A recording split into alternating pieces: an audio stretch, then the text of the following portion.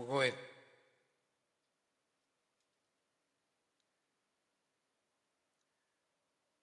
I want to thank you all for coming and listening to my second broadcast on our Jesus Social Hour. This is Stephen Choate, Pastor Stephen Choate. I'm getting better at this. This is my second broadcast. It's a learning curve. And what we're going to do today, what I'm going to do today is go ahead and show you, talk about the second book of Moses called Exodus, written in 1446 BC before Christ. Under this story enactment, it's a new Pharaoh, and he doesn't understand or respect, what Joseph did under another Pharaoh. And so now the Israelites are all slaves. They all had to sell everything they had to eat under the 7-year plague under Joseph's watch. Now the new Pharaoh has new decrees because he feels the population base of Israelites in Egypt is too strong and they can get up and overthrow him. The execution of all newborn Israelites being born. And this is when we get into Moses being born and his mother fearing the Egyptian soldiers are going to seize her child and kill it. So she puts it in a basket and floats it down the river. And then the Pharaoh's daughter, a princess, finds it and she tells her maidens, find an Egyptian woman, to do the maternity care of this baby, and then she'll take it into her household. And she does, and Moses grows up in the Egyptian palace and learns all the education of a prince in science.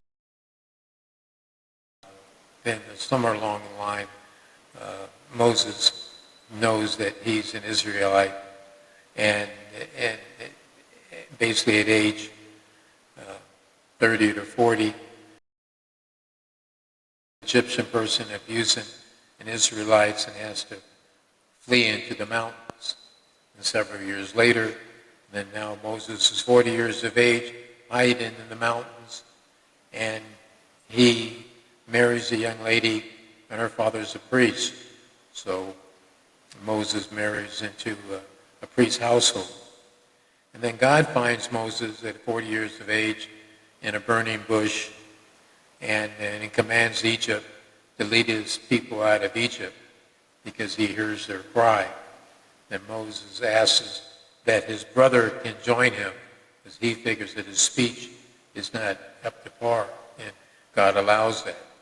Then Aaron and Joseph and their staff head to Egypt and stand before Pharaoh, and then God grants 10 different plagues, to cast upon, Pharaoh.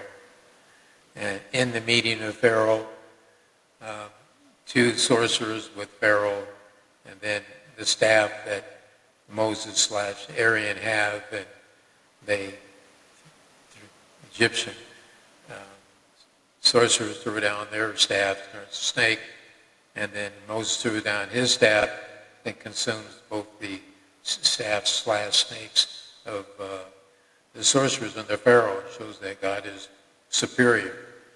And as they stand before Pharaoh and throughout the intrigue,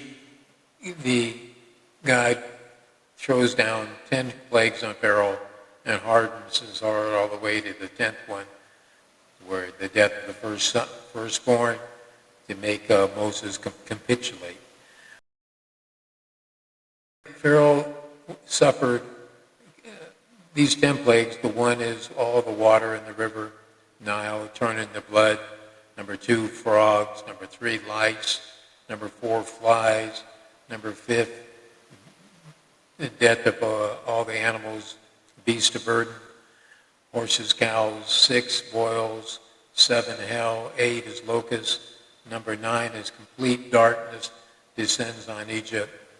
Number 10 is the death of the Pharaoh, as I mentioned, except for the daughter of Pharaoh, firstborn Bacha.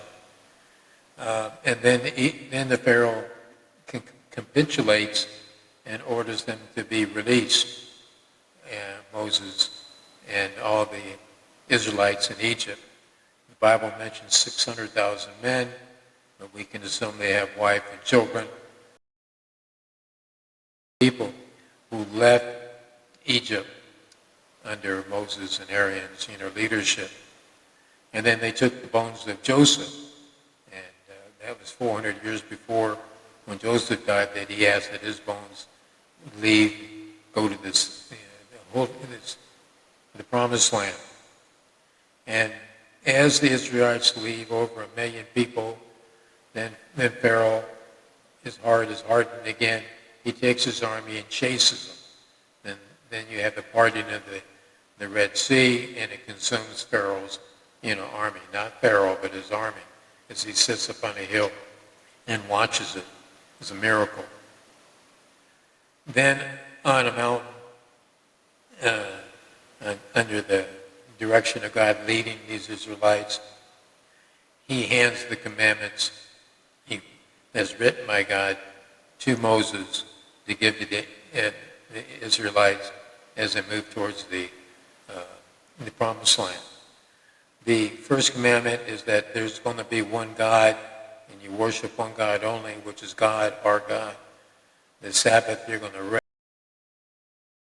You're going to honor your mother and your father. Number 4 is not to kill. Number 5 is no adultery. Number 6 is no stealing. Number 7 is no false witness against your neighbor. Number 8 is going to be no covet your neighbor's wife or his possessions. And number 9 is keep the commandments of God. And number 10 is going to be no idols, worshiping animals, symbols. You worship God only. And so then we have the continuation of the journey, 40 years, if you will, across the desert.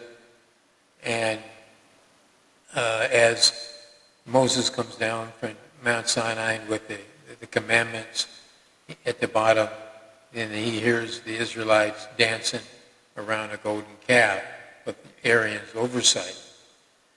Then that enrages Moses, and he throws down both tablets written by God.